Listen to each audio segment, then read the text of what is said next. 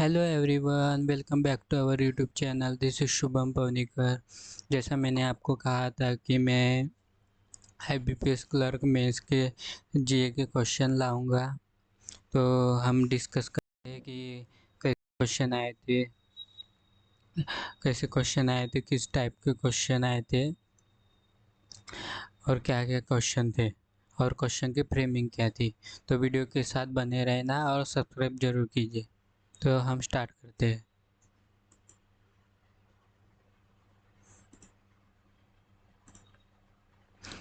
एक जो क्वेश्चन आया था बायो ई3 स्कीम से रिलेटेड आया था। बायो ई3 स्कीम ई3 से रिलेटेड है। जैसे एक था एम्प्लॉयमेंट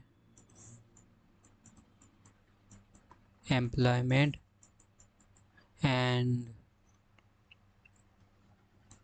इन्वायरमेंट,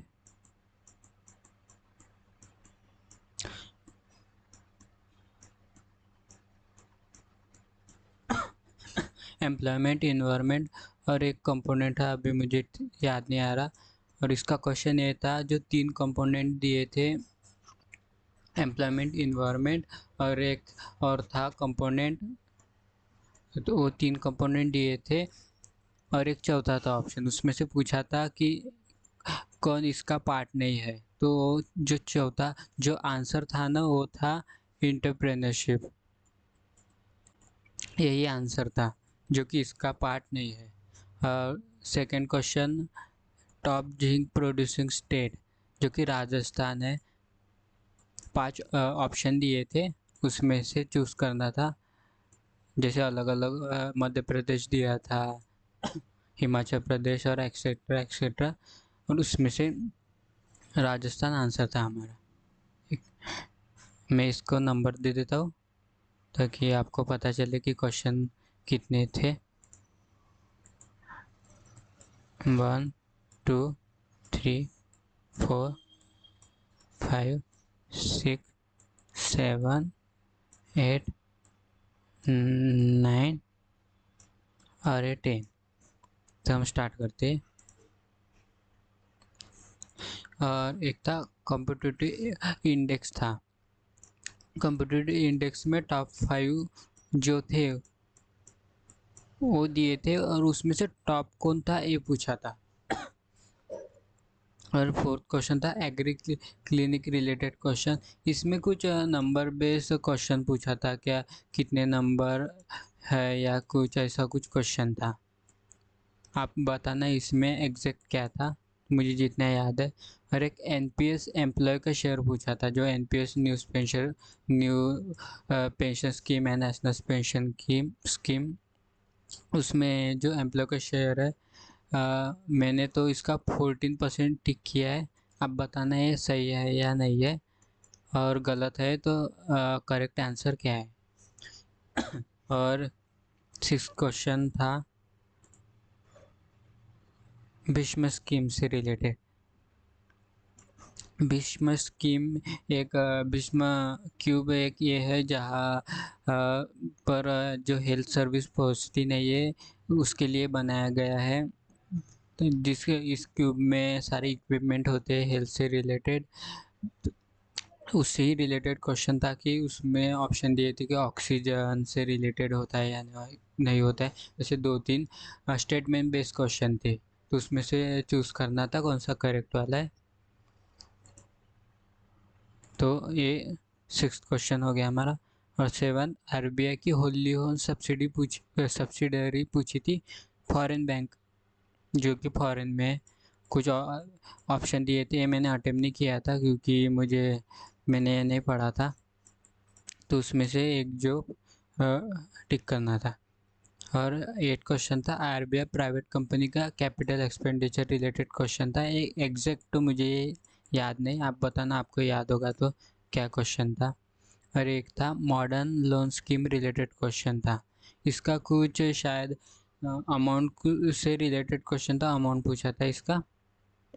और एक था ए हैंडमेड वुडन अम्ब्रेला कुथुम्बी स्टेट, मतलब ये जो अम्ब्रेला का नाम है कुथुम्बी, ये किस स्टेट से रिलेटेड था।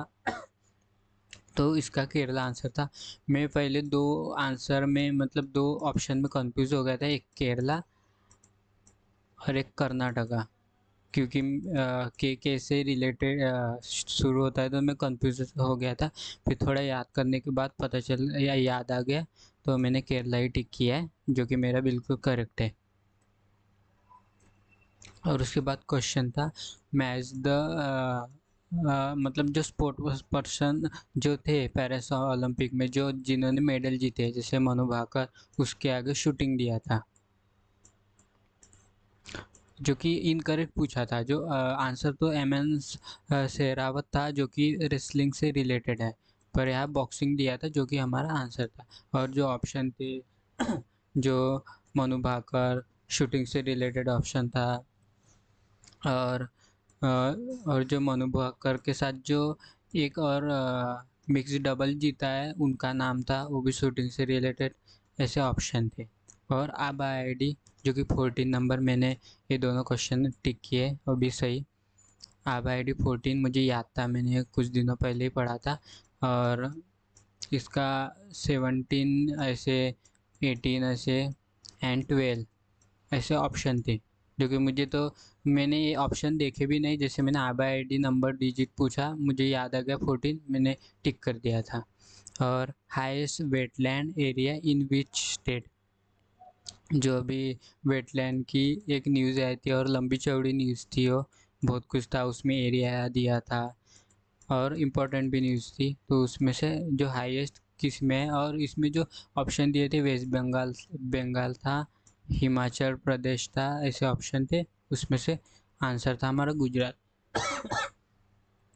और एक अभी नेशनल स्पेस डे थीम, जो हमारा 1 साल कंप्लीट हुआ है नेशनल स्पेस डे को, तो उससे जो सेलिब्रेशन था, तो उसकी थीम पूछी थी touching lives with touching the moon India space saga. मैंने तो सिर्फ जो लास्ट वाला जब लर्न किया था न्यूज़ में, तो सिर्फ स्पेस सागा लर्न किया था। और जैसे ये सागा वर्ड मैंने देखा, मुझे याद आ गया और टिक करके मैं आगे बढ़ गया। और जो जो इंडियन बैंक में इसी से रिलेटेड क्वेश्चन आया था, जो अभी मतलब इसी न्यूज़ से रिलेटेड, इसी न्यूज़ का पार्ट था, जो थीम पूछी थी तो इसी न्यूज़ का पार्ट था। उसका वो क्वेश्चन था कि जो उसी सेलिब्रेशन में एक किताब या बुक जैसा लॉन्च किया था, तो चंद्रयान 3 से रिलेटेड, उस किताब का टाइटल क्वेश्चन में दिया था, और पूछा था कि किस इवेंट में लॉन्च हुई है, तो वो चंद्रयान 3 के इवेंट में लॉन्च हुई थी।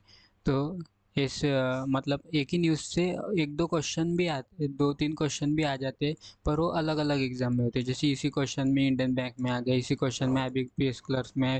जैसे कोई एक बड़ी न्यूज़ होंगी जो इम्पोर्टेंट हो सकता है, वो किसी न किसी में एग्ज़ाम में फंस जाएंगे, या 2-3 एग्ज़ाम में भी आ जाएंगी वही न्यूज़, पर अलग अलग पॉइंट में, एक ही नहीं आएंगे, एक ही क्वेश्चन है। FATF का हेडक्वार्टर पेरिस में। ये तो जो जैसे आशीष गौतम सर से आप अगर करते होंगे करंट अफेयर, तो बार बार जो हेडक्वार्टर रिवाइज कराते, तो इसमें तो मैंने ये अलग से पढ़ा भी नहीं था। जैसे मैंने FATF हेडक्वार्टर सुना, तो मुझे उनका ये जो याद आ गया कि वो बार बार रिवाइज कर रहे थे पेरिस फ्रांस में, तो मैंने टिक कर दिया था और करेक्ट भी है। और कंसोलिडेटेड फंड इंडिया आर्टिकल, ये तो मुझे बिल्कुल नहीं पता था, और मैक्सिमम लोगों ने तो ये बिल्कुल टिक नहीं किया होगा, क्योंकि ये करंट अफेयर का में तो नहीं आया था, जब मैंने तो नहीं पढ़ा था। अगर आया भी होगा तो पता नहीं। तो एक क्वेश्चन मतलब मैक्सिमम लोगों का नहीं हुआ है। मैंने भी बहुत लोगों से पूछा सेंटर के बाहर, तो ये तो नहीं हुआ है बहुत लोगों का। और एक है पेट्रोन गेल, जो इनका जो एग्रीमेंट हुआ था बायो इथेनॉल प्लांट के लिए, तो ये पूछा था। मतलब पेट्रोन, क्वेश्चन ये था कि पेट्रोन ने किस कंपनी के साथ टाई अप किया है बायो इथेनॉल प्लांट के लिए, जो कि इसमें ऑप्शन था गेल ऑप्शन था, एंड इंडियन ऑयल था, HPCL ऑप्शन था। तो ये ऑप्शन थे, उसमें से गेल हमारा आंसर था। तो हम चलते हैं आगे। मैं कलर चेंज कर लेता हूँ। और एक एनिमल वेलफेयर बोर्ड का हेडक्वार्टर पूछा था हरियाणा। मैंने भी हरियाणा ही टिक किया है। मुझे पता था, मतलब मैंने एक ही बार पढ़ा था पर मुझे क्लिक कर गया। मैंने कुछ ऐसा ट्रिक से लर्न किया था कि एनिमल रिलेटेड टू हरियाणा, तो मुझे जैसे एनिमल दिखा हरियाणा टिक कर दिया मैंने और मेरा आंसर करेक्ट भी है। मैं ज़्यादा से ज़्यादा जो करंट अफेयर होता है वो मतलब कुछ ना कुछ खुद ही ट्रिक बना लेता हूँ और लर्न करने की कोशिश कर लेता हूँ। आप भी अपनी जो पर्सनल ट्रिक है कोई भी यूज़ करते जाना, बस लर्न होना चाहिए। और नेक्स्ट क्वेश्चन था agriculture non collateral loan related question था। कुछ इसकी लिमिट विमिट पूछी थी, ये तो मुझे नहीं आता, मतलब मैंने ऑप्शन देखे पर जो कंफ्यूजिंग था जो कि मैंने नहीं पढ़ा था, तो ये क्वेश्चन मैंने छोड़ दिया। आप बताना इसका करेक्ट आंसर क्या है और आपने अटेम्प्ट किया या नहीं। और एक था इंसॉल्वेंसी एंड बैंकरप्सी रिलेटेड एक क्वेश्चन था। इसकी एग्जैक्ट फ्रेमिंग याद नहीं है मुझे, आप बिल्कुल अगर आपको याद होंगी तो कमेंट में मेंशन कीजिएगा। एक मारा मंडी फेस्टिवल फेस्टिवल ये तो मैंने टिक कर लिया, थोड़ा टाइम लिया मैंने इसमें, लगभग 1 मिनट सोचने के लिए, पर करेक्ट टिक किया है, केरला ही टिक किया है।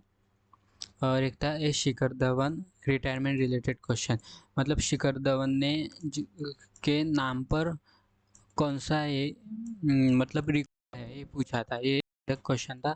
तो इसमें जो रिटायरमेंट वाली न्यूज़ थी ना, तो उसमें जो एक्सप्लेनेशन में ये दिया था कि जो कि कितने टेस्ट खेले और एक रिकॉर्ड भी दिया था कि क्या क्या रिकॉर्ड बनाया, तो उसमें से ही एक रिकॉर्ड है ये, जो कि फास्टेस्ट जो टेस्ट डेब्यू किया था इन्होंने शिखर धवन जी ने, तो उन्होंने वो फास्टेस्ट किया था।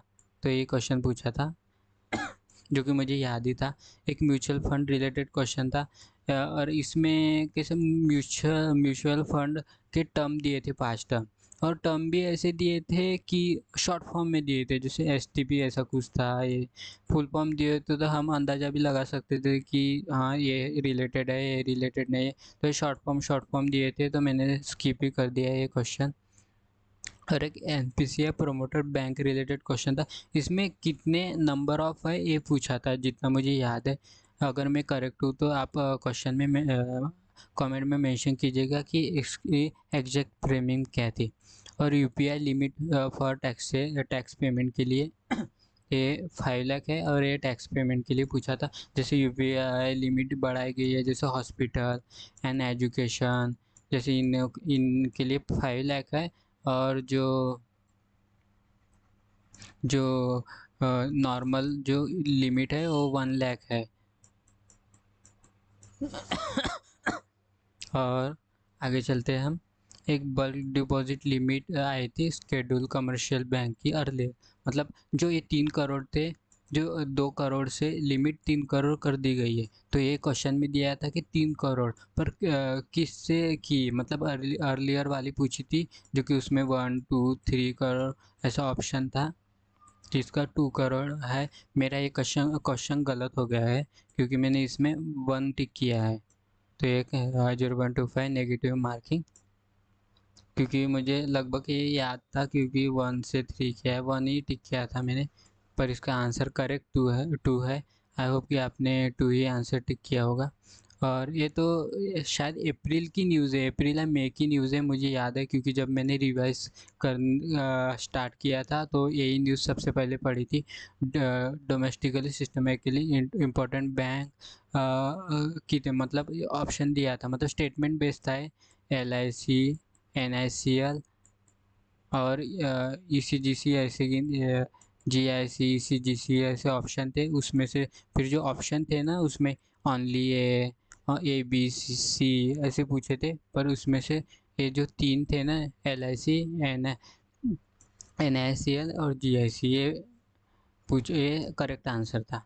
और local currency agreement of India to which country, मतलब इंडिया ने कुछ लोकल करेंसी एग्रीमेंट किया है रुपी और उनका जो होगा उनकी कंट्री का, तो वो यूएई का साथ किया है, नाइजीरिया और इंडोनेशिया। ये भी ऐसे स्टेटमेंट बेसिस था, 1 2 3 दिया था, फिर ओनली भी वैसे क्वेश्चन दिया था, तो ये आंसर इसका ही था। और एक Tata power solar system limited, इसने एक एग्रीमेंट किया है आईसीआईसी के साथ कि सोलर यूनिट फाइनेंसिंग के लिए इसमें मैं दो ऑप्शन के लिए मतलब इसमें मैंने तुक्का लगाया और वो सही भी हो गया। कैसे तुक्का लगाया मैं बता देता हूँ।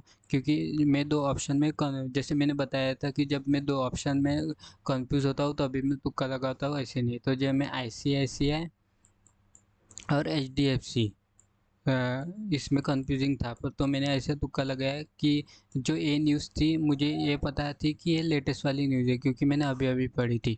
और अभी अभी जो न्यूज़ आ रही है ना, उसमें HDFC अभी दिख ही नहीं रही है। HDFC की जो न्यूज़ थी ज़्यादातर अप्रैल मई में ही दिख रही, अभी ICICI की ज़्यादा न्यूज़ दिख रही है। तो मैंने ऐसा तुक्का लगाया कि अभी ये नई नई न्यूज़ है तो ये ICICI के साथ ही कोलैब किया होगा, तो मेरा जो कि आंसर करेक्ट भी है। आपने अगर पढ़ लिया होता है ना तो आपको एक अंदाज़ा तो लग ही जाता है, अगर आपने पूरा पढ़ा होता है तो। एक UPI लाइट एक्स की लिमिट क्यूमुलेटिव डेली लिमिट ये 4000 है, एक क्वेश्चन था। और NPCI की नई नई सब्सिडरी बनी है NBSL NPCI Bhim service limited. तो उसमें से बी पूछा था, भीम। उसमें ऑप्शन थे भीम, भारत, ऐसे ऑप्शन दिए थे। तो उसमें से जो भीम करेक्ट आंसर था। और एक पूछा था L&T finance RBI approval certificate related status का क्वेश्चन था। NBFC ICC स्टेटस मिला है इस मतलब L&T फाइनेंस को। ऐसा क्वेश्चन था कि L&T फाइनेंस को किसका स्टेटस मिला है, तो था NBFC ICC investment core company status मिला है। तो हम आगे चलते हैं। मैंने नंबर नहीं लिखे, मैं नंबर लिख लेता हूँ हमारे, नहीं तो आपको पता नहीं होगा कि कितने क्वेश्चन हुए। 10 तक लिख लिए थे हमने, बस 2 मिनट लगेंगे। A11, 12, 13, 14, 15, A16 and 1 minute, A16 and A17।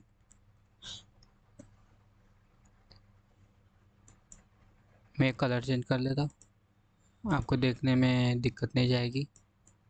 18, 19, 20, 21, 22, 23, 24, 25 and 26 और ये 27 है, 28, 29, 30, 31, 32, 32 ही है। इसमें 2 क्वेश्चन है तो ये 34 टोटल क्वेश्चन हो गए। जो 6 क्वेश्चन है ना वो मुझे मिले नहीं, तो आप इसको ढूंढ के बताना कौन कौन से क्वेश्चन है। और आप कभी भी करंट अफेयर करते हो ना, तो किसी भी एग्ज़ाम के लिए अगर करंट अफेयर करते हो, भले ही आप अगर नहीं प्रिपेयर हो, आप इतना नहीं कर सकते। 3 महीने का ही अगर टाइम है आपके पास, आपने नहीं किया पहले से, अगर आप चाहते हो कि 3 महीने का ही करो, तो हाँ हाँ ठीक है, आप पिछले 3 महीने का ही करो। पर जो बाकी के मंथ है, पिछले 3 महीने, एक बार रीडिंग तो करके जाओ। मतलब ऐसे ऊपर ऊपर से पढ़ के तो जाओ, एक बार पढ़ा हुआ देखा हुआ शायद हम टिक करके आ जाए। तो ये थे हमारे क्वेश्चन। आप जाते जाते सब्सक्राइब ज़रूर कीजिए, लाइक कीजिए। और आपको अगर किसी और टॉपिक पर वीडियो चाहिए तो आप कमेंट में ज़रूर मेंशन कीजिएगा। Thank you.